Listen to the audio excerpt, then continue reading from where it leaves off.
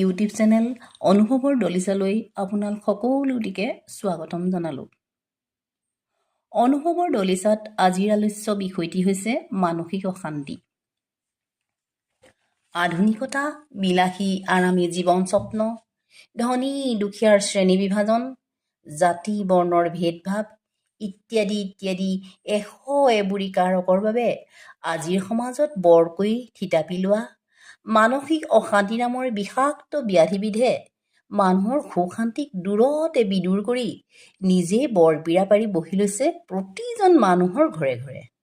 কোনেও বুকুত হাত থৈ ক'ব নোৱাৰে যে তেওঁ সদায় শান্তিত আছে বুলি। পিছে কিহৰ বাবে এই অশান্তি? যদি আমি ভালকৈ কথাবিলাক জুকিয়াই চাওঁ, দেখিবলৈ পাম এই অশান্তিৰ মূল কাৰণ আমি নিজেহে। আমি নিজে সৃষ্টি কৰা সমস্যাসমূহৰ বাবেহে আমি অশান্তি ভুগিবলগীয়া হয়। ভগৱানৰ সৃষ্টিততো সকলো সমান, ভাল বেয়া বুলি কোনো কথা নাই। ভাল পথে গ'লে মানুহ ভাল হয় আৰু বেয়া পথেৰে গতি কৰিলে মানুহ বেয়া হ'বই। মানুহৰ আত্মাই সদায় ভাল পথেৰেই যাব বিচাৰে, কিন্তু আমিহে ভাল বেয়া পথ নিচিনি ভুল কৰোঁ। সেই ভুলৰ পৰিণতিতে আমি অশান্তি ভুগিবলগীয়া হয়।